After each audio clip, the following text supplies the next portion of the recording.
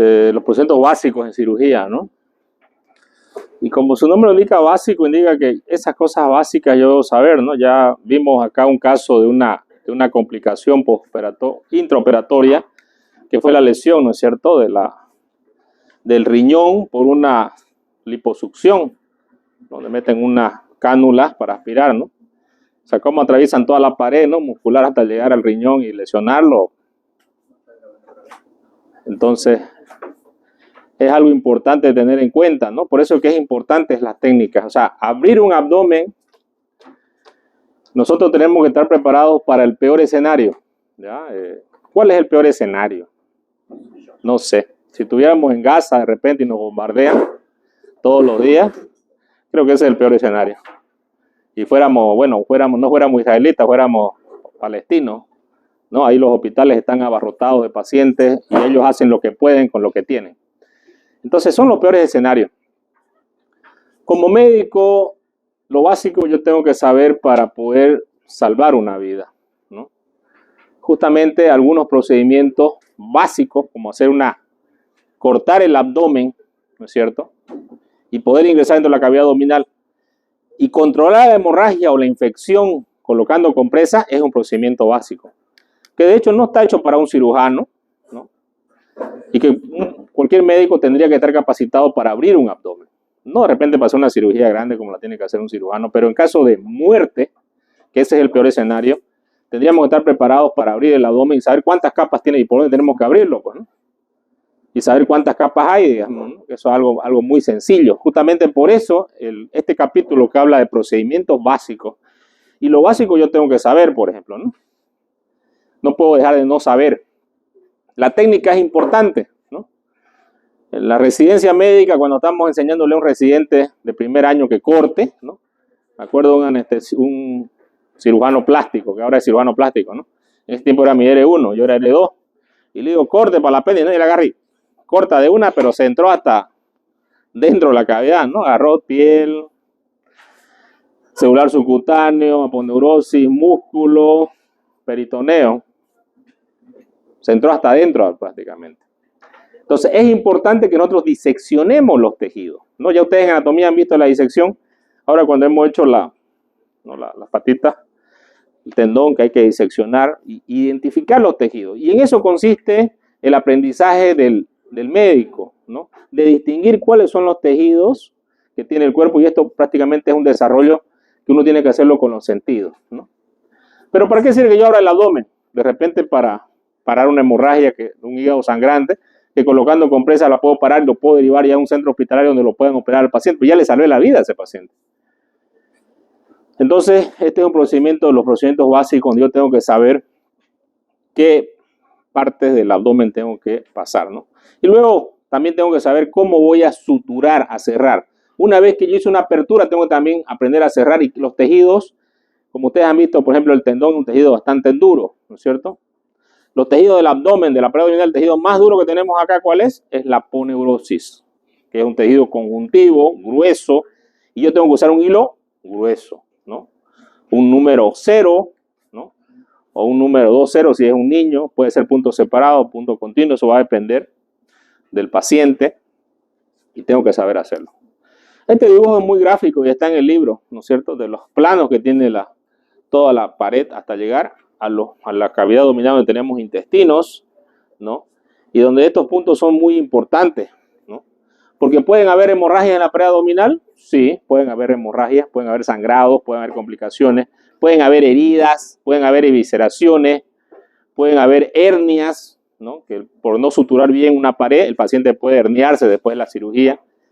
Una de las propiedades más importantes que tiene la pared abdominal es contener las asas intestinales. Una vez que no tenemos estas suturas que son fuertes, el paciente puede abrirse la herida completamente. Bueno, y ahí se acaba el tema. Estos son los hilos que se pueden usar, ¿no? Cada plano tiene un hilo especial. Por ejemplo, si vamos a cerrar la aponeurosis, lo vamos a hacer con un hilo bicril número 1 o 0, o polilactina, que es el Dexon 910, ¿no? O podemos hacerlo con prolene número 1, ¿no? Y luego tenemos que lavar el tejido que está ¿no? El celular subcutáneo, que es el tejido más lábil para la infección, o sea, el tejido que más probablemente se infecte. ¿Y por qué es el tejido que más fácilmente se infecte? Porque en la grasa no tenemos tantos vasos, ¿no? Y también es un área muerta donde se pueden formar espacios muertos, puede dar seromas, abscesos y lo demás. Aquí, esto es de un manual de cirugía, ¿no? Que prácticamente así como ustedes ahora tienen videos donde se les explica, y es una herramienta muy didáctica para cualquier persona, para aprender cualquier cosa, ¿no? De hecho, nosotros lo hemos aplicado con los estudiantes y vemos que sí es una práctica, ¿no? Pero antes nosotros no teníamos más que los atlas, y ni siquiera eran atlas a colores como el que ustedes pueden ver acá. Y aquí están detallando los pasos de una laparotomía, ¿no? Como si voy a hacer una incisión mediana supra-infraumbilical, ¿dónde tengo que ingresar? Recto anterior, línea alba al centro, donde hay una fusión de las dos aponeurosis, anterior y posterior. ¿Y cómo voy a abrir? Tengo que primero cortar la piel, ¿no? Y voy a hacer una disección agarrando el bisturí de esa forma, haciendo una línea recta, ¿no? Sobre la piel. Luego voy a aperturar el tejido celular subcutáneo, que es el punto número 3. Luego voy a llegar a la fascia de alba, que es la aponeurosis, que es un tejido nacarado blanco, que se puede ver claramente. Luego voy a hacer después con la parte posterior del mango de bisturí, diseco por encima, ¿no? La parte roma. Y luego voy a incidir sobre la aponeurosis. Voy a ingresar dentro y luego sobre el peritoneo, ¿no? Ya una vez estando dentro de la cavidad abdominal, puedo usar materiales como ustedes pueden ver para no lesionar los tejidos profundos, ¿no? Esta es la técnica, meter los dedos por debajo o meter una valva hacia adentro para no lesionar los órganos profundos. Cuando yo estoy cortando esta capa de acá, yo puedo cortar un intestino, puedo cortar el colon, puedo cortar el estómago, puedo cortar cualquier estructura que esté por debajo, entonces tengo que tener cuidado al hacerlo. Existen maniobras de poner hacia arriba, llevar hacia arriba, ¿no? Con unas pinzas para no lesionar, así como ven aquí el ayudante, digamos, ¿no? Luego, una vez ingresado dentro de la cavidad abdominal, haciendo el procedimiento que voy a hacer, dependiendo qué procedimiento va a hacer, si es un trauma hepático, si es una sutura intestinal, si es una hernia, el procedimiento que sea. Luego viene la síntesis, o rafia, o sutura, que es lo mismo, que son los puntos que ustedes ya han aprendido. Y estoy seguro que a cualquiera de ustedes, ¿no? Yo los pongo y le digo, sutúreme este tejido aponeurótico y ustedes lo pueden hacer en un quirófano. Porque ya tienen la práctica de hacer. Y les digo qué punto, van a hacer este punto de tal distancia a tal distancia y ustedes lo pueden hacer. Este es un surjet continuo, ¿no? Entonces va a depender también la técnica que ustedes hagan, la distancia entre punto y punto, que algunas veces, algunos dicen, no, que, o sea, es importante, ¿no? Que si yo agarro y le doy de aquí 2 centímetros entre punto y punto, voy a dejar una zona sin tensión. En cirugía, lo más importante es la tensión, tracción y contratracción, ¿no? Todo el tiempo nosotros hacemos tracción cuando estamos ayudando en una cirugía. Uno, me está separando el tejido para que yo pueda ver y yo pueda suturar. Pero también la tensión con la que yo ejerzo la fuerza sobre el hilo y sobre el tejido también es importante. Ustedes han visto la tensión que ejercen sobre la esponja y la rompen, ¿no es cierto? Los tejidos también se pueden romper. En la aponeurosis yo puedo ejercer bastante fuerza, ¿no? Pero si estoy suturando el colédoco, ¿será que puedo hacer eso? No. El colédoco tengo que ser tan minucioso como si fuera un relojero, digamos, ¿no? Que prácticamente tengo que hacer con mucha delicadeza los puntos. O sea, tracción delicada, sutil. Si estoy en la sutura vascular de un paciente, ¿será que voy a traccionar también el hilo con fuerza? Tampoco, ¿no? Tengo que aprender a controlar mi fuerza, porque mi fuerza puede ser lesiva para los tejidos del paciente, ¿no? Y eso uno, ¿cómo lo adquiere? Practicando, ¿ya? La práctica es importante. Acá tenemos otro tipo de sutura. Hay unos hilos que vienen así, dobles, ¿no? Se mete por dentro, uno jala y esto hace un punto anclado, ¿no es cierto? Como el surjet anclado que ustedes conocen. Hay los puntos separados, puntos colchoneros, puntos en X, cualquiera de esos puntos ustedes pueden hacer en la aponeurosis, ¿no? Pero tiene que estar bien suturada para evitar lesiones del paciente. Luego que suturamos la aponeurosis, vienen a suturar los otros tejidos. Aquí tenemos un corte, ¿no? Y podemos observar el tejido celular subcutáneo, que siempre también hay que aproximarlo. Porque cuando yo les digo espacio muerto, es este el espacio muerto que queda, ¿no? ¿Qué pasa? Yo suturo aquí la piel nomás y no suturo esto. Queda abierto, ¿no es cierto? Y esa abertura puede ser un problema que puede quedar a ser un seroma, o en su defecto no es un seroma. Como yo no aproximé este tejido, la piel va a caer hacia abajo, ¿no es cierto? Y fíjense en una paciente que le han hecho una cesárea, y esto lo he visto en una paciente, ¿no? Que se caía, sonreía su piel, ¿no? Se hundía, ¿no? Completamente la cicatriz. Entonces, esto es estéticamente feo para un paciente. Y nosotros también debemos ver la parte estética en los pacientes cuando no hay infección, evidentemente, ¿no? Cuando hay infección no importa, ¿no? Ahí no importa la vida primero, ¿no? Después está la estética. Existen otros puntos que se pueden dar sobre todos los tejidos. Este es un punto, ¿no? Que agarran, fíjense, dan una vuelta aquí y van hasta, son puntos de tensión. No son muy recomendados ahora porque al producir mucha tensión en los tejidos, ¿no? En cada capa del tejido, no es la misma la tensión que tengo que hacer sobre la piel que sobre la aponeurosis. La tensión tiene que ser diferente, son tejidos muy diferentes. Entonces estos puntos prácticamente han quedado en la historia, no se realizan, ¿no? Aquí tenemos la sutura a punto separado, ¿no? Que también es algo que se puede suyer separado.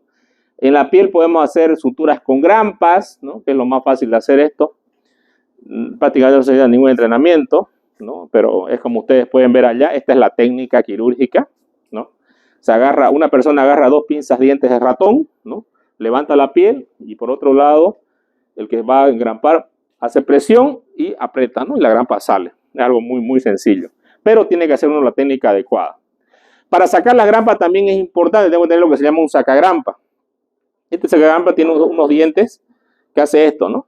Al hacer esto, la grampa se abre, ¿no? Y prácticamente no le duele al paciente, ¿no? Pero si lo hacen con el sacagrampa, ¿no? Si no lo hacen con el sacagrampa, evidentemente le va a doler. Siempre se debe hacer con un sacagrampa. También hay la sutura cutánea, ¿no? Que se puede hacer no con hilos en una herida superficial, que yo no quiera que quede cicatriz de repente y es una herida bien superficial. Puedo hacer con micropores esterilizado, puedo colocarlo, afrontar la herida y colocar, ¿no? Hacer la sutura. También hay la cirugía laparoscópica, ¿no? Que eso va a depender de los puertos y los abordajes. Si es una cirugía con aguja de Beres, que se llama esta, es una aguja que se coloca en el ombligo, ¿no? Y que por esta aguja uno entra dentro del peritoneo y empieza a insufflar el abdomen. Como ustedes pueden ver acá en la fotografía, aquí están los cirujanos, donde están colocados al lado del paciente y donde están los monitores, ¿no?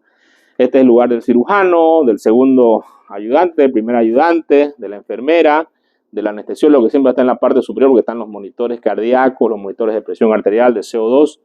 Y también vamos a tener, en este caso, un monitor para el cirujano, para que el cirujano pueda observar la cirugía, ¿no? Que tiene que estar generalmente el monitor a este lado para que el cirujano pueda ver aquí, ¿no?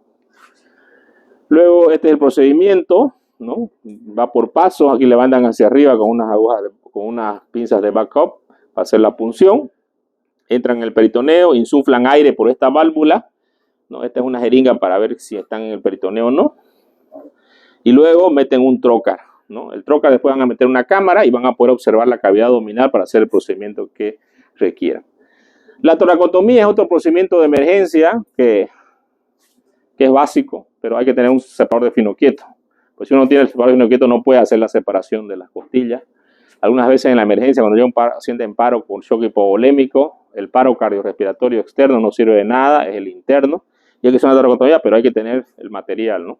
Si no hay el material, pues no hay que hacerlo, ¿no? Y bueno, igual es lo mismo, ¿no? Uno diseca los músculos que hay en las costillas. Tenemos 2 tipos de toracotomía, una toracotomía anterior y una posterolateral que va en este sentido hasta debajo de la escápula, ¿no? Agarra y como ustedes pueden ver en la foto de arriba, esa es ¿no? Uno va disecando las estructuras hasta llegar a la costilla. Cuando uno llega a la costilla va a hacer la disección de la costilla por el borde superior de la costilla para no lesionar los vasos.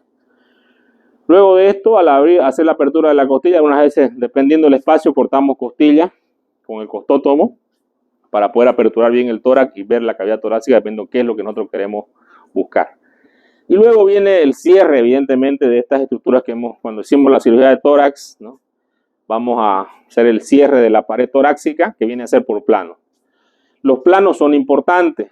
Si ustedes no suturan adecuadamente los planos musculares, Evidentemente el paciente va a tener problemas porque tenemos varios planos musculares que hay que cerrar cada plano muscular con puntos separados, como ustedes pueden observar acá. La afrontación más fuerte de la costilla es el punto que se hace entre costilla y costilla, que lo hacemos generalmente con hilo bicril número 1, ¿no? Para cerrar aproximar. Luego los demás podemos hacer con bicril 2.0, ¿no? Hasta cerrar la piel, ¿no? Y la piel puede quedar con puntos Surjet simple, ¿no? Para una toracotomía posterolateral es importante la posición del paciente. El paciente no puede estar así, tiene que estar de un lado. Y yo tengo que tener cuidado cuando lo pongo al paciente acá para que no aprieten las estructuras vasculares, ¿no es cierto? Imagínense que ustedes estén ahí 2 horas ahí en esta posición. ¿Van a poder estarlo? No van a poder, nadie pudiera. ¿Por qué no puede? Normalmente cuando dormimos, ¿qué es lo que sucede con las zonas de presión que tenemos? Estas zonas de presión nos producen dolor y nosotros nos movemos. Sin embargo, un paciente anestesiado no le va a producir dolor, pero estas zonas pueden haber lesiones neurovasculares, ¿no?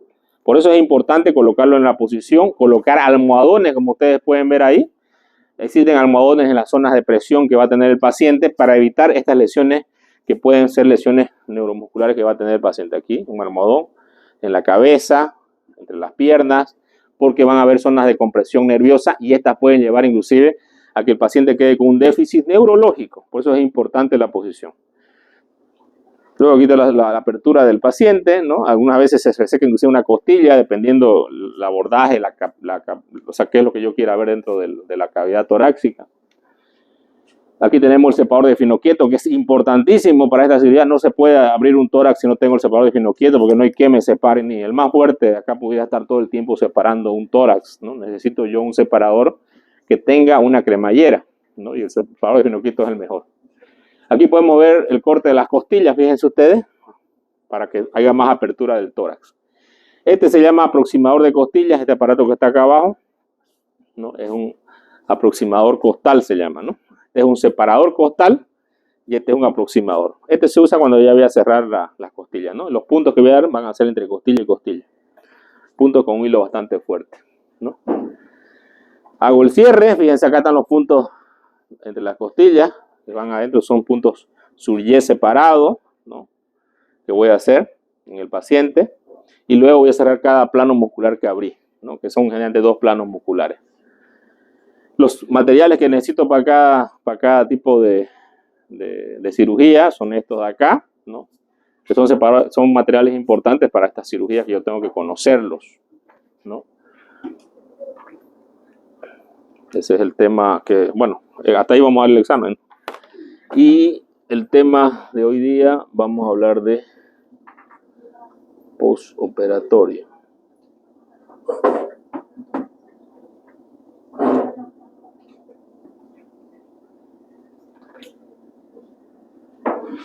Muy bien, el tema de hoy día es postoperatorio. Este tema no entra al examen, así que igual tienen que saberlo porque es importante. ¿Será que es importante el postoperatorio? Sí, muy importante, ¿no? De hecho, la cirugía no solamente es el hecho de operar un paciente. El postoperatorio es muy importante. Y yo en el postoperatorio tengo que vigilar muchas cosas en el paciente, ¿no es cierto? Tengo que ver, por ejemplo, la palidez de una paciente. Tengo que observar la herida de la paciente. Tengo que fijarme cómo están las escleras, si no están pálidas. Los drenajes que tiene el paciente, si no tiene celulitis o tiene necrosis, ¿no? Un caso que yo comenté hace un tiempo atrás. Y bueno, me volví a traer la foto, pues se la voy a pasar, de repente o se la traigo la siguiente semana. El paciente ese que tiene una fascitis, ¿no es cierto? Que hizo una fascitis por una colostomía que le hice. Pasó 2 meses en terapia, ya salió, está en sala, ya lo dieron de alta el otro día, se fue a su casa.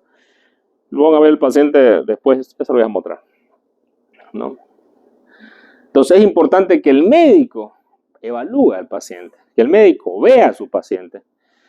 Un médico que no ve un paciente podrá tener todos los títulos de maestría por encima y por abajo, por donde quieran, ¿ya?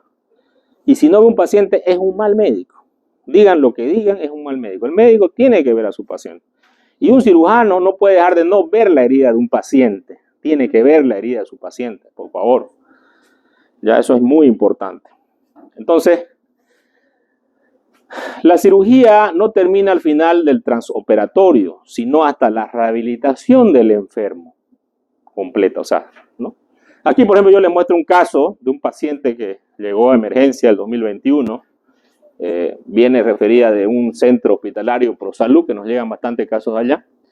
Y nosotros podemos ver en una radiografía unos huesos que están bastante, ¿no?, osteopénicos. Vemos una escoliosis en la columna, una paciente prácticamente que es transparente, pero algo que me llama la atención es esto, ¿no? Veo una dilatación de las asas intestinales, un signo radiológico que es patognomónico de una obstrucción intestinal. También tiene que ver la clínica de la paciente, dolor intenso de ese lado. Nunca ustedes van a ver en el área hepática una burbuja. Aquí justamente yo tengo una dilatación de las asas intestinales que se ve claramente en esa radiografía. Y eso me motiva a que yo pida una placa de tórax y una paciente de edad avanzada, yo puedo ver también un botón aórtico prominente, ¿no? Y puedo ver un signo que de repente un ojo inexperto no se da cuenta. ¿O alguien se da cuenta aquí? A ver, dígame, ¿qué ven en el diafragma? De repente me estoy equivocando, digamos, ¿no? ¿Qué ven en el diafragma? Están llevando radio, ¿no? Lo más importante en la medicina es que vean ustedes lo normal, para que reconozcan lo anormal. Y acá nosotros tenemos algo que es anormal. El hemidiafragma del lado izquierdo está al mismo nivel que del lado derecho. ¿Qué me indica eso? ¿Se dieron cuenta o no? Eso me indica que hay una hipertensión intraabdominal. Y la hipertensión intraabdominal tiene que ser por algo. Lo más sencillo puede ser gases, una feyuada y queda uno así, ¿no? O una patada que queda ahí, digamos, ¿no?, templado. Entonces, fíjense que los dos hemidiafragmas están elevados, el paciente tiene signos obstructivos en el abdomen, ¿no? Y eso me indica que hay algo en el abdomen, evidentemente, un abdomen agudo. Una tomografía, esta tomografía que es un poco más sensible para llegar al diagnóstico, claramente yo puedo observar en esta tomografía, si yo siempre tengo que valorar la tomografía desde los cortes superiores, ¿no?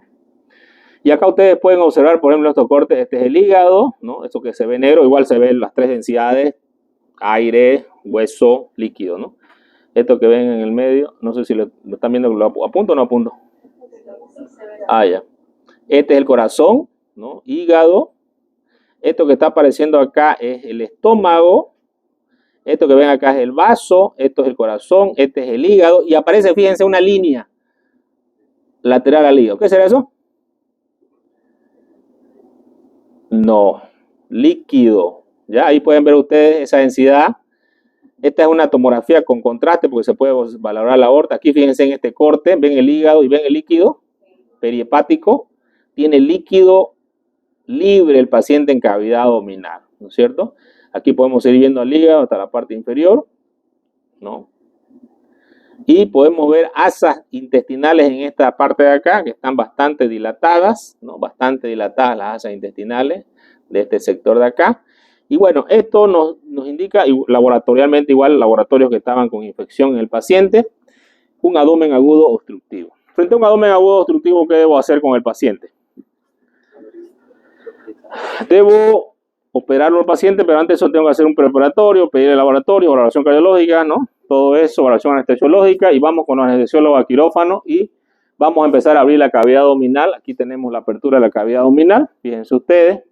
Ya hemos abierto los planos y vamos a hacer la aspiración, ¿no?, del líquido que hay. Y el líquido es un líquido rojo, oscuro, ¿no? Y ahí de repente uno dice, ¿qué piensan ustedes? Sangre, pero no hubo trauma, ¿no? Sangre vieja, no lo operaron allá antes, es primer cirugía. Tengo un abdomen agudo obstructivo. La causa más frecuente de abdomen agudo obstructivo son adherencias, ¿no? Esta paciente no había tenido ninguna cirugía previa antes, nunca antes. Parece que tuvo algún trauma probablemente años atrás, ¿no? Y lo que tienen ustedes acá, fíjense, esto de acá es el epiplo y ella justamente pasó el intestino por allá, hizo una obstrucción, una hernia interna, ¿ya? Ahora, ¿me pueden decir el aspecto de este intestino acá, cómo lo ven? ¿Es viable? Como las patas que algunos trajeron, ¿no? No, ¿verdad? ¿Y esto cómo estará? Normal. Un poco dilatado, pero aquí lo tengo negro. O sea, cualquiera de ustedes sabe que esto está podrido o no. Como las patas que trajeron ahora, ¿no? Okay, y los tengo identificados, eso que trajeron. Sí, no, no sé, si nos da una infección ya saben por culpa de quién es. Así ya saben. ¿Qué será esto? Aquí tenemos esta es una enfermedad del intestino que se llama diverticulitis, falsos divertículos son del intestino. Enfermedad diverticular, pero ¿por qué se dice falso? Porque los divertículos tienen que aparecer en este sector de acá, en el borde antimesentérico, y aquí están en el borde mesentérico. Este es un hallazgo nomás de la cirugía, no se tocan por si acaso, a menos que tengan complicaciones como hemorragia o estén perforados. Acá pueden ver la diferencia entre intestino y intestino. ¿Cuál es la diferencia?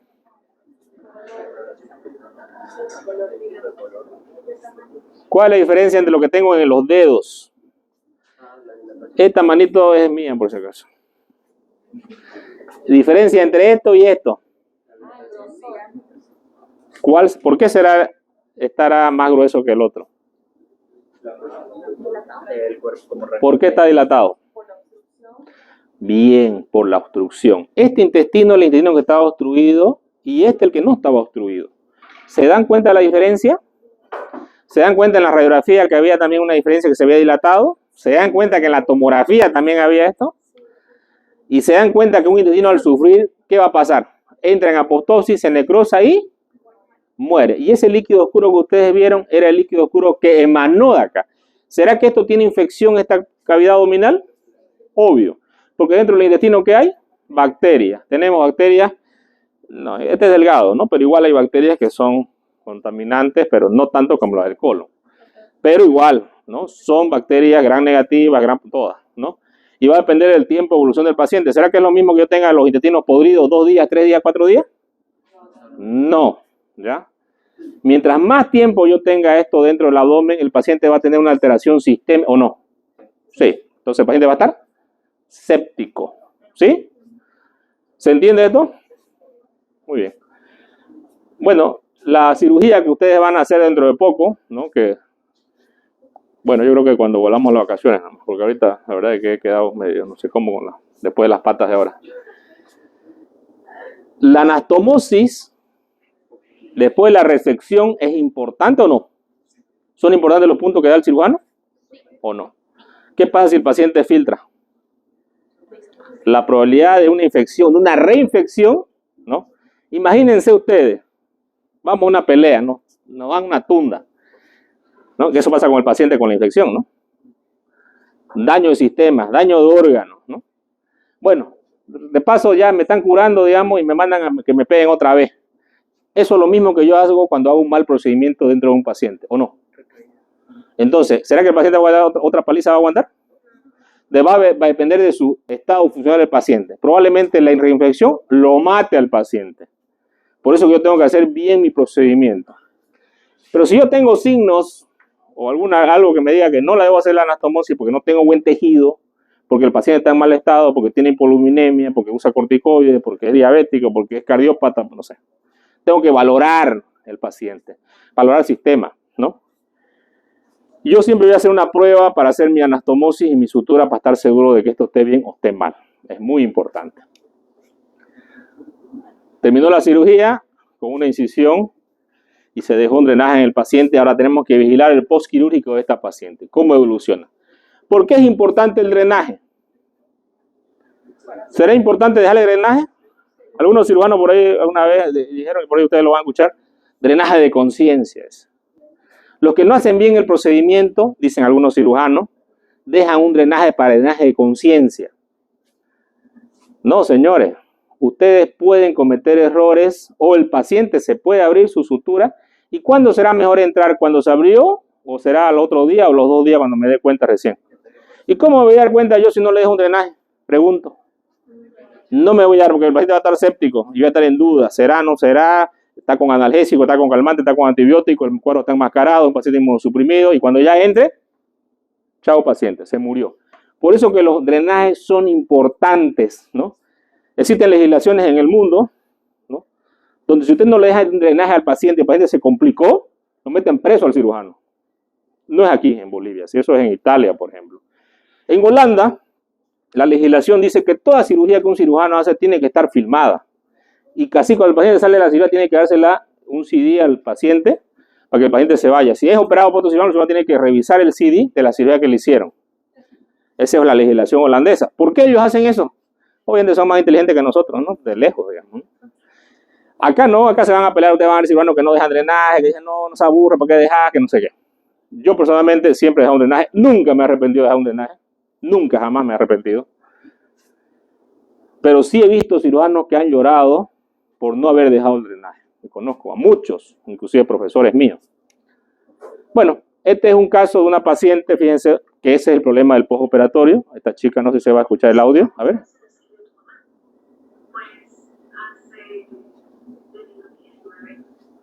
Que ella volvió a recaer. Ella se le empezó a hacer una pequeña hernia en su colostomía y empezó a salirle sangre. Al ver esto, pues nos asustamos, fuimos a los médicos y nos asustaron con que era una operación, de que tenían que extirparle esa parte del colon. Nos asustamos, ella también, y dijimos que lo íbamos a postergar porque con los medicamentos paró. Luego pasó la pandemia, 2021-2022, y ahora viéndonos más afectada, que la hernia creció, la hernia empeoró, tomamos la decisión de que ella se llegó a operar. No tan solo para intentar reconectarla, sino para una mejor calidad de vida, ya que la hernia le empezó a doler, empezó a ser más difícil cada vez. Al ver que el doctor se encontró con que vamos a hacerlo, vamos a lograrlo, lo vamos a intentar. Entró a cirugía el 26 de julio a las exactamente tipo 6:30 de la tarde y salió a las 12:30 de la noche. 6 horas donde la familia consternada, que no sabíamos qué hacer, no nos venían a decir nada. Claro, imagínate larga la cirugía. Muy larga, donde los diferentes tipos de doctores nos dijeron que iban a optar por una ileostomía, que el intestino grueso ya no daba para más. En la ileostomía vieron que los intestinos delgados se habían cristalizado. Al cristalizarse empezaron a fistulizarse, a romperse y no podían cerrarse. Hicieron suturas mecánicas, suturas manuales, pero no cierran. Hasta el día de hoy siguen con fístulas que no cierran. Que estas fístulas se infectan, hay que drenarlas, lavarlas. Justamente hoy entra su 10ª intervención quirúrgica, que esperemos que su viento salga.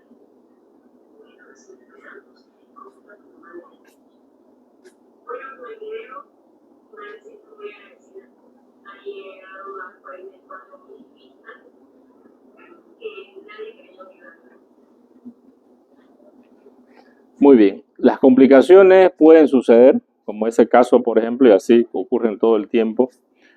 Y bueno, estos son fístulas que aparecen, ¿no? ¿Qué son las fístulas? ¿No? Empieza a haber un abdomen abierto, donde el contenido intestinal sale para acá, quema, ¿no es cierto? Porque dependiendo qué parte del intestino sea, también es importante la absorción de esto, ¿no? Depende el lugar, si es ileo, si es yeyuno, ¿no? Algunos pacientes tienen síndrome de intestino corto, ¿no? Son los pacientes quizás que más tememos los cirujanos, ¿no? Son los pacientes más temidos que un cirujano jamás quiere tenerlos, ¿no? Pero lamentablemente esos pacientes sí aparecen, ¿no? Constantemente. Y los tratamientos son bastante largos. Y estamos hablando a veces de meses que tiene que hacer el paciente tratamiento, que es un tratamiento que se hace con el sistema de aspiración al vacío, ¿no? Para que la fístula ya se localice, ¿no? Que es lo que están haciendo con esa paciente, ¿no? 10 cirugías lleva. Y todo empezó con una cirugía programada, ¿no es cierto? Entonces, ¿será importante el postoperatorio? Sí. El postoperatorio es el tiempo después de la cirugía. Inmediatamente después que el paciente ha salido de la cirugía, ya no tenemos un postoperatorio inmediato, que dura 72 horas, donde tenemos complicaciones, ¿no? El otro día un alumno que está en las ligas entró a una cirugía pediátrica de un paciente y el paciente salió de quirófano creo que a las 11 de la mañana o 12, no sé, ¿no? Le hicieron ¿qué le hicieron?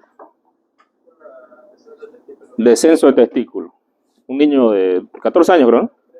13 años el niño empezó a hipotensar, se puso pálido y en la tarde los cirujanos valoraron nuevamente y decidieron entrar nuevamente a la cirugía.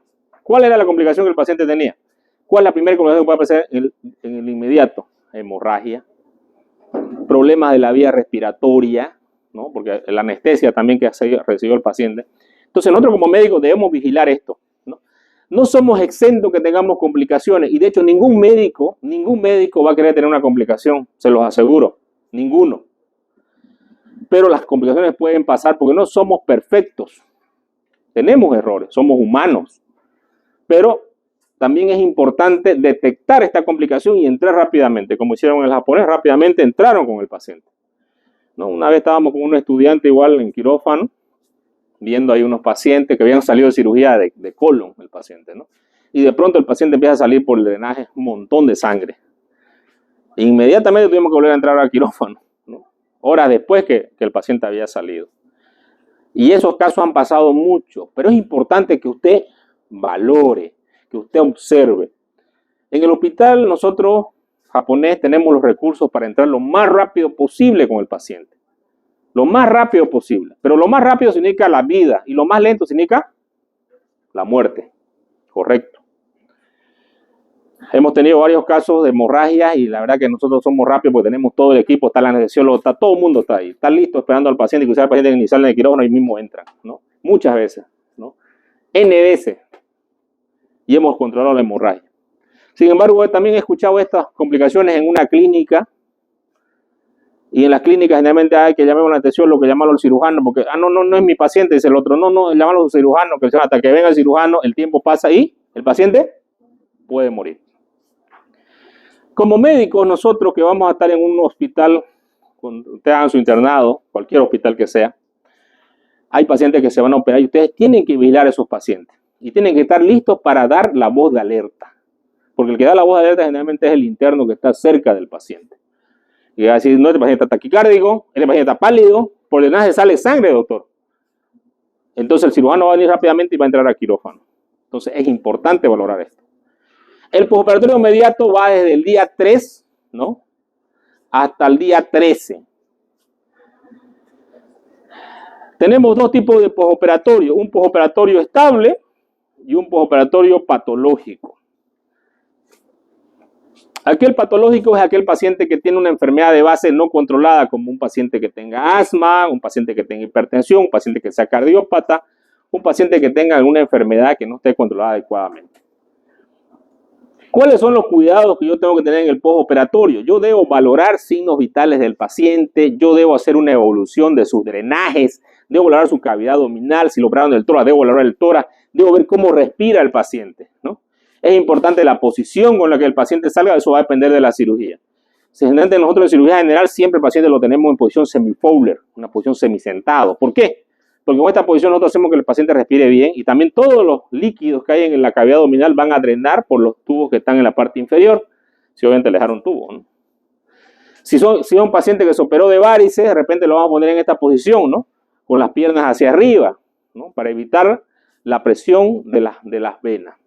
Pero también debemos valorar los signos vitales. Si es un paciente que se hizo una anestesia raquídea, el paciente sale de la cirugía y tiene que estar echado en esta posición de cúbito lateral sin poder estar. ¿Por qué? Porque no puede aumentar la presión dentro del espacio subaracnoideo, porque puede producir una fístula, después cefalea y dolor, entonces tiene que estar 6 horas el paciente en esta posición. Pero no solamente tiene que ser la posición, sino también tengo que ver la dieta, la alimentación que le voy a dar al paciente, a qué hora le voy a iniciar la dieta, el paciente tiene vómito, voy a dar medicamentos antieméticos para esto, ¿no? Es importante. Si tiene problemas en la vía respiratoria y no respira bien, una cánula de oxígeno, mascarilla, tomar gasometrías, tomar laboratorio, es muy importante. Las indicaciones médicas siempre van a estar por horario, van a empezar desde ¿qué va a comer el paciente? Va a estar en EPO, va a tomar dieta líquida 1, dieta líquida 2, ¿no? Si no va a comer nada, tengo que exponerle soluciones cristaloides, fisiológico, origen normal, dextrosa en algunos casos, va a depende de los días también del paciente. En algunos pacientes, si es un trauma, una hemorragia, voy a tener que colocar paquetes globulares, transfundir sangre, plasma, plaquetas, analgésicos, también es muy importante. ¿Todo paciente en una ciudad tiene dolor o no? Sí, tiene dolor. Entonces los analgésicos, tengo que usar analgésicos AINES, mezclados con opiáceos. Nosotros usamos mucho el tramadol, ¿no? Con ketoprofeno, por ejemplo, ¿no? 300 miligramos de tramadol más 300 miligramos de ketoprofeno en 500 de solución fisiológica y lo pasamos a 15 gotas por minuto, ¿no? Tenemos también que ver la dosis de los antibióticos. ¿Tenemos que dar antibióticos? Por supuesto que sí. Todo paciente que es operado, ya el hecho de que se hizo una herida, una incisión, puede haber infecciones en este tejido. Y es importante administrar antibióticos en los horarios correspondientes. Otros medicamentos que vamos a usar en los pacientes, si es diabético, insulina. Si es un paciente que tiene problema de trombosis venosa, heparina. Si es un paciente que podemos usar vitaminas, digitálicos, en caso de pacientes que sean cardiópatas. Los cuidados generales de enfermería son importantes, el aseo general, ¿no? ¿Qué le va a hacer? El ayuno, cuánto tiempo de ayuno va a tener el paciente después de la cirugía. Aquí tenemos que tiene que haber siempre un protocolo quirúrgico, ¿no? Donde se detalle la hoja de cirugía, que es el punto número 1, fíjense. ¿Qué se hizo en la cirugía? Este es un documento médico legal donde dice que el cirujano fulanito de tal ha hecho tal cirugía, ¿no? Y lo hizo el día tanto, ¿no? ¿Y qué tipo de procedimiento quirúrgico hizo? Aquí está el doctor Daga, que es el cirujano que hizo la cirugía, con el doctor Apaza, ¿no? Que fue el primer ayudante, anestesiólogo doctor Lima, ¿no? ¿Qué cirugía se hizo? Un abordaje de un absceso de psoas, ¿no? Por la parte posterior.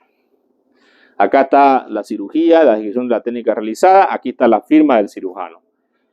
Cuando nosotros vamos a un juicio, ¿no? Este documento es muy importante porque es el que nos salva o el que nos hunde, pero también es importante para que si otro cirujano lo opera, lea el protocolo y sepa qué se hizo en la cirugía, qué tipo de cirugía fue la que se realizó. Entonces es importante. También tenemos el protocolo anestesiológico donde se va a indicar qué tipo de anestesia se le hizo al paciente, los signos vitales que se tomó al paciente, qué medicamentos se usaron, si se le puso sangre al paciente, si se le puso plasma al paciente, si el paciente tuvo una alergia, todo va a estar reportado en este protocolo anestésico. Esta es la hoja posterior y aquí tiene la firma del anestesiólogo. Estos documentos son muy importantes. Toma de signos vitales, presión arterial, frecuencia cardíaca, signos vitales. Muchas veces tenemos que hacerlo cada media hora, ¿no? Algunos pacientes muy graves y muy inestables los vamos a pasar a terapia intensiva donde van a estar monitorizados constantemente, porque estos pacientes no los podemos mandar a sala. Pero hay pacientes que van a estar bien y los podemos mandar a sala, como esta paciente de acá que está en un postquirúrgico, ¿no? Probablemente una cirugía de hernia, ¿no? Donde el médico está hablando con la paciente y le está preguntando cómo se siente, cuál es su confort, le duele, no le duele, pero la está viendo, ¿no? Un error común que se comete ahora, que antes creo que se cometía menos, es no ver al paciente, no valorar al paciente adecuadamente. Hay que ver la satisfacción del paciente corresponde al dolor o no al dolor, ¿no? ¿Qué es lo importante dentro de la cirugía? Que yo tengo que siempre tomar en cuenta. Si yo extraje un tejido, ese tejido tiene que ir a anatomía patológica, siempre. Si yo traje el apéndice, tiene que ir a un estudio histopatológico. ¿Por qué? Es un documento médico legal, primero por un lado, ¿no? Y segundo, ¿ustedes pueden decirme si uno tiene cáncer o no tiene cáncer a simple vista? No. ¿Quién me va a decir eso? El estudio histopatológico. Toda muestra que entra, que sale de quirófano, debe ir a estudio histopatológico. Todo líquido que sale de quirófano debe ir a un estudio de cultivo antibiograma o de valoración también de células, ¿no? Si es que hay células malignas o otra cosa, ¿no? O a un citoquímico. También hay pruebas que se van a hacer de gabinete que el paciente va a tener, como la placa radiológica posoperatoria de tórax, ¿no es cierto? Un ultrasonido, que es una ecografía. En caso yo no deje drenaje, yo hago un ultrasonido para ver si no hay líquido, o una tomografía, en caso que sea necesario. Un electrocardiograma, un paciente tenga dolor de repente precordial después de la cirugía, puede ser que se esté infartando, que se haya infartado. Entonces, existen estudios de gabinete que yo voy a pedir inclusive, a veces hasta en el mismo quirófano, o lo voy a hacer en el postoperatorio. Las complicaciones inmediatas que nosotros vamos a tener en los pacientes, primero va a depender la gravedad, obviamente, disfunción hemodinámica, baja de presión. Ese es un paciente que está mal, está séptico, o está con un shock anafiláctico, está con un shock cardiogénico, algo tiene el paciente. Una disfunción hemodinámica es algo grave. Yo tengo que parar las orejas y tengo que estar atento porque se me va a venir un paro. Se me va a venir un paro. Y el otro día vi una situación interesante con lo del paro y voy a contarle una anécdota que es importante pero que se les quede para la vida, porque vi a una doctora que, bueno, la saludé, le digo, doctora, ¿cómo está? Una anestesióloga que salió del japonés y, bueno, hace tiempo que no venía al japonés y ya empezó otra vez a trabajar en el japonés. Y dejó como unos, probablemente, qué sé yo, 3 años, o 3 años. Ella trabajaba con pacientes menos graves que los del japonés, ¿no? Pero yo me acuerdo cuando ella era residente, y era una excelente residente. Hubo un paciente con paro respiratorio, paro cardíaco. Y yo vi la actuación de ella frente a la actuación de la R3. ¿Y quién cree que actuó mejor? La R3. Ella prácticamente se puso a orden de la R3. Y la R3 es la que comandaba todo. Hagamos desfibrilación, masaje, hagamos drogas vasoactivas, hagamos amiodarona, hagamos atropina, todo. Pero no comandaba el jefe, comandaba a la residente. ¿Por qué se da esto? Porque la práctica es importante. Una vez que yo estoy metido en el mundo de la medicina, yo no puedo dejar de hacer práctica. ¿No? Alguien me dijo por ahí, ahora estamos comiendo salteña con los alumnos, que me invitaron, gracias por su salteña. Pues no me gustan las salteñas por si acaso. Si me ponen salteña y una pataca, pero yo la pataca. Pero gracias. Bueno, ahí decía un alumno, doctor, su método de enseñanza es muy bueno. ¿Cómo lo aprendió? ¿Y cómo lo aprendí? ¿Ustedes creen que yo tendría este método de enseñanza si no hubiera enseñado durante 10 años? Probablemente no. Si ustedes me vieran cuando yo empecé a dar clases, de repente era muy diferente a las clases que doy ahora.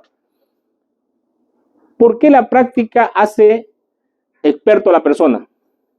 ¿Y por qué dejar de practicar te hace inexperto? Porque una vez que, diga, correcto, la repetición te va a hacer experiencia. Y esto que les cuento de la residente, por ejemplo, de la residente y de la anestesióloga, que no podemos constantemente dejar de estar bajo esa presión, ¿no? Alguien por ahí, doctor, mucha presión. La presión es importante, todo el tiempo nosotros tenemos presión, ¿no? Alguna vez un estudiante me dijo también hace años, me dijo, doctor, usted sale de aquí, se va a comer churrasco, no, a ver el partido, ¿no? Ya quisiera, le dije, tengo que ir a operar un paciente, tengo que ir a ver otro, o sea, la vida no es tan sencilla como pareciera, digamos, ¿no? Todos tenemos responsabilidades y el médico tiene muchas responsabilidades, inclusive a veces ya va dejando algunas cosas que hacer para no sobresaturarse, ¿no? Que es importante también, porque tampoco lo vamos a resolver todo lo del mundo, ¿no? Entonces, tenemos que estar bajo esa presión, bajo ese estrés, ¿no? Y tratar de cada día mejorar. Por ejemplo, yo vi la anestesióloga que ella titubeaba con lo que, ¿no? Con lo que había que hacer, con el segundo paso que había que dar, ella titubeaba. Sin embargo, la residente decía, hagamos esto, hagamos esto, hagamos esto. O sea, prácticamente se puso ella al mando. Y el paciente salió del paro. Tuvimos casi como media hora reanimando, poniendo drogas vasoactivas, haciendo desfibrilación, cardioversión, ¿no?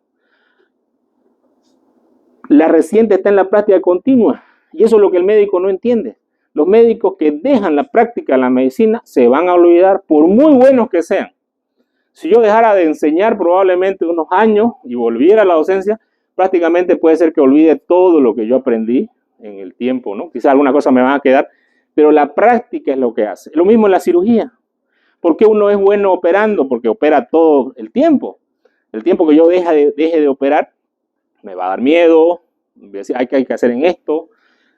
Entonces, también es importante eso, por eso la práctica es importante. Uno, una vez está metido en esto de la medicina, uno no puede dejarlo. Jamás puedo dejar de ver pacientes, jamás puedo atender pacientes. Tengo que estar metido en este mundo, si quiero ser bueno. Bueno, complicaciones en el postoperatorio inmediato, podemos tener las infecciones que pueden haber y van a ver los signos de sepsis. Fiebre, taquicardia, taquimia, disnea, hipotensión arterial, oliguria, ictericia, distensión abdominal y dolor de herida, ¿no? Todas estas pueden ser muchas cosas, ¿no? Podemos tener desde causas como la telectasia, que puede ser a nivel pulmonar por una cirugía de tórax que el paciente no pueda, ¿no? Una infección que puede ser en cualquier parte, hasta por una brándula. Reacciones transfusionales también pueden dar. Antibióticos prolongados, deshidratación, pacientes con tromboflebitis, flebitis que puede empezar el quinto o sexto día, que es la inflamación de las venas, embolia pulmonar, ¿no? Aquí podemos ver una telectasia, por ejemplo, en esta radiografía, ¿no?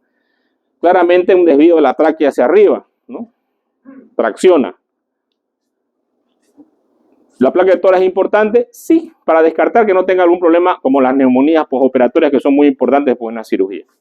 Aquí tenemos algunas de las causas que pueden ocasionar un desequilibrio en el postoperatorio. Por ejemplo, ¿qué dato clínico? Fiebre, taquicardia, taquimia, hipotensión, oliguria, ictericia, distensión abdominal, dolor de herida, alteración mental. La fiebre puede ser causada por todas las que ya comentamos hace un momento, la taquicardia también por alguna infección, arritmias, dolor, hipotensión. La taquimnia, que es un signo que siempre ustedes lo vamos a tener presente, inclusive que es más, hay que darse cuenta más de ese signo porque nunca desaparece en un paciente. El paciente empieza a respirar rápido y nadie mide la taquimnia. Una vez que el paciente está respirando rápido, o tiene una acidosis metabólica, que es lo más frecuente, puede ser una crisis de ansiedad, que también hay pacientes que están muy ansiosos, ¿no? Puede ser también por una infección, atelectasia, edema, un síndrome de insuficiencia respiratoria aguda, hipotensión arterial, puede ser causa de un shock cardiogénico, de una sepsis, de una infección, ¿no?, que el paciente tenga. La oliguria es un signo de hipovolemia, puede ser que el paciente esté sangrando internamente, un shock hipovolémico hemorrágico, puede ser que no le haya dado la cantidad necesaria, o puede ser insuficiencia renal también que tenga el paciente. La ictericia puede ser sepsis, hemólisis, hepatitis, obstrucción biliar y hepatitis medicamentosa, estoy hablando acá, no hepatitis viral, que puede darse en un postoperatorio por los medicamentos que hemos usado en la cirugía. Distensión abdominal, esto generalmente obstrucción, hemorragia, sangrado, dolor de la herida, siempre veamos el dolor de la herida, puede haber infección, dehiscencia de sutura, isquemia, seromas, hematomas, alteración mental, ¿no? Pueden ser también problemas como accidentes cerebrovasculares que le da al paciente justamente después que uno lo operó, haga un ACV, el paciente se pone afásico. ¿Qué es afásico? Que el paciente no habla, ¿no? Deprivación del alcohol, hay pacientes que tienen el síndrome de abstinencia alcohólica o a drogas, y estos pacientes cuando uno los opera, como están varios días, pueden tener este síndrome de abstinencia después. Trastornos hidroelectrolíticos, pacientes que tienen problemas ya mentales como psicóticos, ¿no?, enfermedades psiquiátricas. La taquicardia viene a tener todas estas cosas, los signos de sepsis que son importantes, ¿no? La sepsis es algo que tenemos que tenerlo siempre en cuenta, ¿no?, porque juntamente en el mundo se mueren muchas personas porque no se diagnostica la sepsis, inclusive en los hospitales, a veces no se da cuenta que el paciente está séptico, ¿no? El otro día, bueno, ayer lamentablemente falleció el suegro de un colega, y este suegro estaba internado por un problema cardiológico en terapia, y en terapia hizo una colecistitis aguda necrosada y una hemorragia del vaso. ¿Cómo? Bueno, no sé, digamos, ¿no?, pero la hizo. Lamentablemente ayer murió. Después de haber sido operado y todo lo demás, no sé si por el shock cardiogénico el paciente murió. ¿Y cuáles son los signos de sepsis? Taquimnia, fiebre, decaimiento, ¿no?, alteración mental que el paciente va a tener. Estos signos yo los tengo que tener presentes en cualquier paciente. Un paciente que tenga una alteración, que el paciente respire rápido, que su pulso esté bastante elevado, tengo que darme cuenta, el paciente está séptico, tiene algo. Hasta que no se demuestre lo contrario, está séptico el paciente. Y bueno, si el paciente está en su casa y no lo vio en un médico, está bien. Pero si usted lo vio y no se dio cuenta, malo, ¿no? O si no, burro, ya se quiere.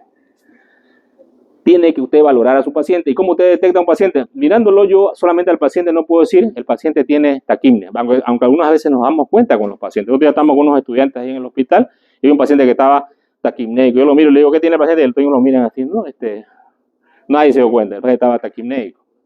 ¿Por qué no se dan cuenta? Porque no miden la frecuencia respiratoria. La taquimnia siempre va a estar presente en cualquier paciente séptico, porque es imposible que el paciente no tenga taquimia. Taquicardia algunos no tienen, porque tienen marcapaso, beta bloqueante, y puede ser que no tengan la taquicardia, ¿no? Insuficiencia respiratoria obstructiva o restrictiva. Esto va a depender si hay una neumonía, que es la causa más común generalmente de problemas. Obstructiva cuando tenemos un síndrome como el asma, por ejemplo, ¿no?, una broncoconstricción que puede existir también en los pacientes, esa es la obstructiva, ¿no? Y tenemos la difusiva, tenemos la pulmonar, que esta difusiva es cuando no hay un intercambio gaseoso adecuado, ¿no? Aquí hablamos de una embolia pulmonar, por ejemplo, ¿no?, porque el problema no está en el pulmón, en los bronquios, está el problema en los vasos no llegan allá a la sangre, ¿no? Y distributiva tenemos cuando hay una insuficiencia, ¿no?, de irrigación del pulmón, o sea, hay una hipotensión, el paciente también puede tener una mala distribución. Aquí tenemos los signos que pueden aparecer: taquimnia, disnea, fiebre, tos, ansiedad, hipoventilación pulmonar, estores de ocultación, acidosis respiratoria, PCO elevado. Siempre es importante ver una radiografía para ver si no hay condensaciones o a la ocultación, evaluar condensaciones en el pulmón, ¿no? El signo de broncoconstricción se escucha sibilancia, ¿no? En el pulmón se escuchan las sibilancias, ya no hay estertores. Si aparece una atelectasia, también no voy a ocultar, digamos, en la ocultación también me puede dar rápidamente datos importantes, pero ante la duda puedo pedir una radiografía. La hipotensión hay que buscar la causa, si es un shock séptico, si es un paciente que tiene un problema cardiológico, un shock anafiláctico, es importante. La oliguria va a ser hipovolemia generalmente, hay que investigar las causas de hipovolemia, insuficiencia renal, un paciente que tenga un sangrado dentro de la cavidad abdominal, o un paciente que no se le ha dado adecuadamente los líquidos que necesitaba el paciente, ¿no? Es importante valorar. ¿Cuánto es la uresis normal de un paciente? De 0,5 a 1 ml kilogramo peso, ahí dice 30 a 50, pero se valora 0,5 a 1 ml kilogramo peso, ¿no? Ese es el dato importante que hay que tenerlo en cuenta. La ictericia, ya, podemos hablar que puede aparecer por muchas causas, desde hepatitis, infecciones, y es una cosa que tenemos que tenerla presente. Puede ser prehepática, hepática y poshepática. Hablamos de prehepática, pigmentos biliares, ¿no? Por sangre trabasada, hematoma, puede ser medicamento, transfusión, o puede ser sepsis, ¿no? Hepática, hablamos de hepatitis que pueden ser virales, químicas, cuando son los mismos medicamentos que nosotros damos al paciente, ¿no? Y la poshepática por obstrucciones del árbol biliar, ¿no? Un paciente, por ejemplo, que se operó una vesícula, que es algo frecuente, se sacó la vesícula y en vez de ligar el cístico, ligaron el colédoco. ¿Qué pasa? El paciente se va a poner histérico porque está ligado el colédoco. Y esto, no sé cómo, iatrogenia, ¿no? Una iatrogenia. O un paciente sacó la vesícula y de pronto el cálculo enclavó en el colédoco y se ponga histérico también, poshepática. La distensión abdominal puede darse por muchas causas. Una de las principales puede ser una hemorragia intraabdominal que esté cursando el paciente, ¿no? Y se va a distender la abdomen. También puede ser por gases, ¿no? Nosotros pedimos una radiografía siempre valorada y una ecografía. La ecografía nos valora líquido, la radiografía nos valora distensión de asa interna. Si puede por un megacolon, yo agarro y le pongo una sonda rectal y mejoro esto. Si es líquido, hago una paracentesis y evalúo qué tipo de líquido es. Si es un líquido citrino, de repente un paciente tiene una carcinomatosis, ¿no? O el paciente es un paciente cirrótico que hace líquido nomás por la misma cirrosis hepática que tiene, ¿no? Y de repente dreno líquido y el paciente va a mejorar. Pero si es sangre, por un trauma, ¿no? Probablemente tengan que entrar al quirófano nuevamente a operarlo al paciente lo más rápido posible. El dolor de la herida es importante valorarlo y puede ser de todo, desnutrición, procesos oncológicos, vitaminosis, errores técnicos durante la técnica, eso que no tiene que haber, uso inadecuado de material de sutura, ¿no? ¿Será que el uso inadecuado de material de sutura nos puede traer problemas en la sutura? ¿Será que es importante que yo tenga un hilo que no sea vencido que lo use con los pacientes? ¿Será que use el mejor hilo en el paciente o use el peor hilo?